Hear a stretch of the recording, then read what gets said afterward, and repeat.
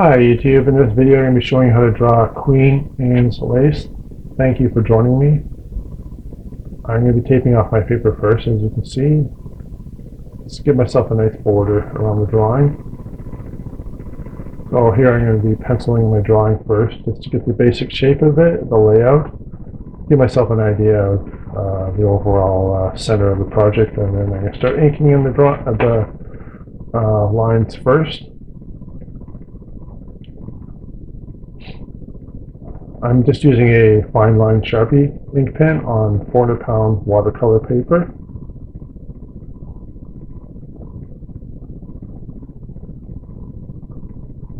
I'm drawing in the leaves here. Queen Anne's lace leaves are pointy, but for the sake of the drawing, I'm just showing the basic leaves. I'm not going into super heavy detail on this just yet, just to get the point across. But if you wish to draw with more exact realism, then use some photo references. Just refer to some leaves.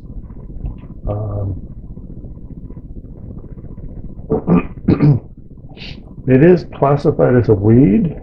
The reason it's actually called the Queen Anne's lace is it got its name from Queen Anne of England in 1666. 1665 she was born. She pricked her finger on the top of a leaf, a white lace she was sewing, actually, sorry. Again, it is a weed, and it does belong to the carrot family, if you even cared.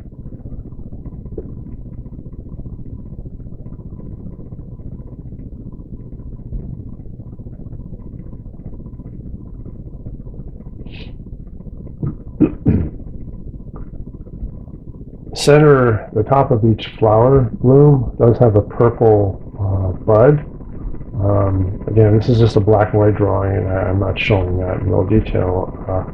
When they do bloom out, they are flat at the top. Not all of them are the same. As they grow, they are in a bulb, and they open up, become flat, and as they mature more, they bush out at the top.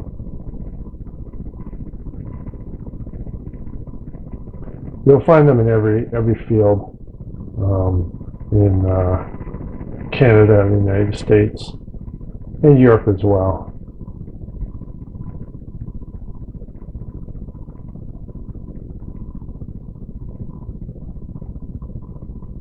I think that's why Queen Anne called it Queen Anne's lace, because it does resemble lace. As the story goes, when you look at it, it does actually looks like a piece of lace.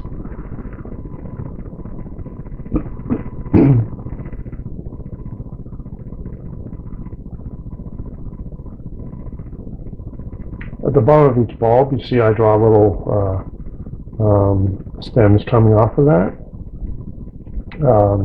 Every flower bulb will have that at the base.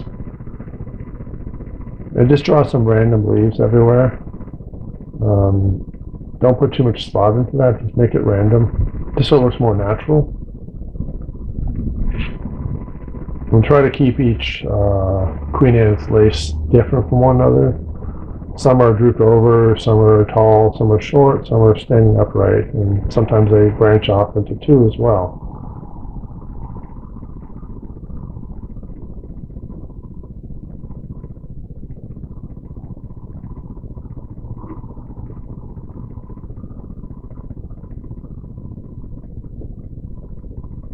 I guess the reason why it's considered part of the carrot family is that the leaves do resemble a domestic carrot.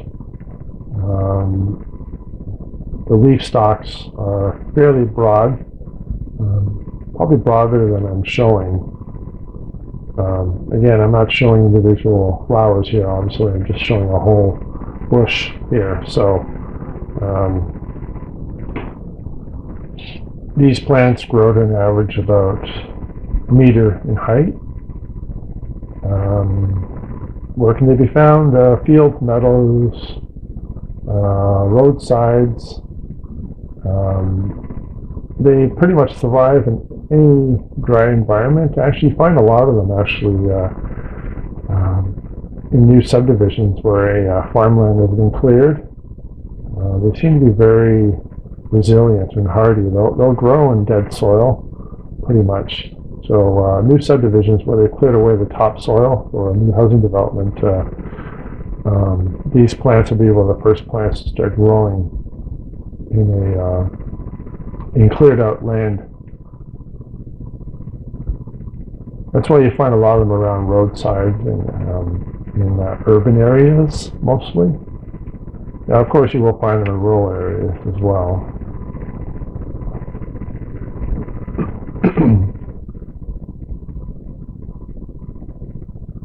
I'm not sure if you can grow them inside. I imagine you can. I haven't tried. They're not very common for indoor house plants.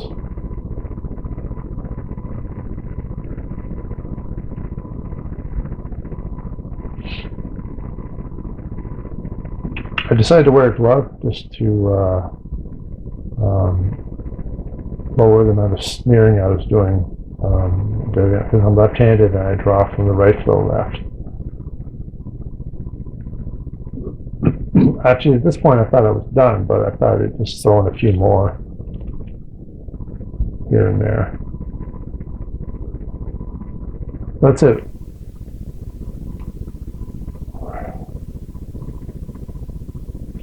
So right now, I'm just going to cover over the Queen Anne's lace and the leaves, just because I'm going to be doing a ink wash over it afterwards. So I just want to seal.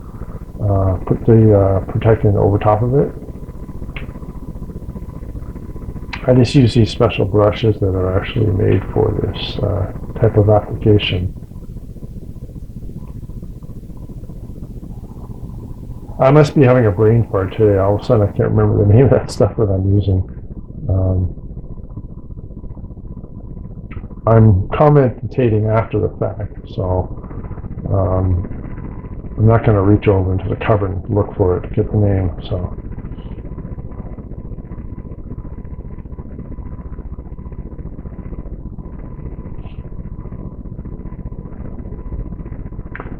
this part is optional, but I like to do it just when I do my ink wash.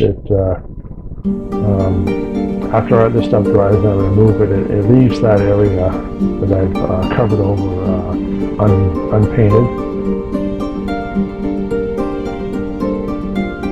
I find it very useful. This stuff is very useful if you're doing highlights, light areas, any area that you don't want to be painted.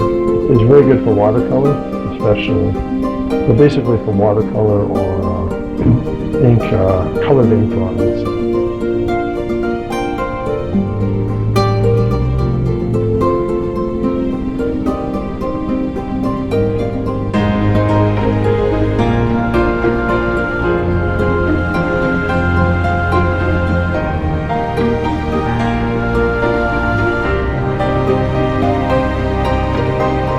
Masking fluid.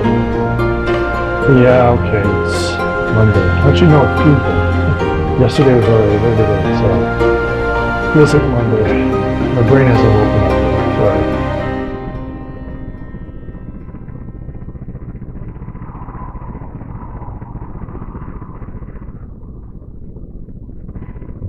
And I'm using silicone brushes that are especially made for applying the masking fluid. I do not recommend you use regular brushes, because if you use regular brushes with the masking fluid, you'll destroy your brushes. I guarantee you. I've tried it. Don't think you can clean off your regular brushes. You can't. Trust me. It was $12 on Amazon for a set of these silicone brushes. I highly recommend it. And the latex masking fluid was $28 for a large 250 milliliter bottle. There's a smaller 100 milliliter bottle, but it was $12.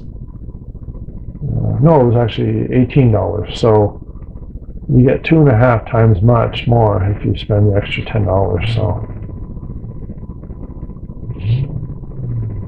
it does have a weird smell, like ammonia type smell. So when you're done with it, you gotta make sure you screw your lid on tight. Make sure it's on tight, otherwise the stuff will dry out. So yeah, actually you didn't see it. I wasn't recording, but I put water over the entire drawing. Now I'm just going over it right now with the ink wash, which is just basically a little bit of water, like a thimble's worth of water, and 1 drop of black ink. I'm just washing it over right now. So.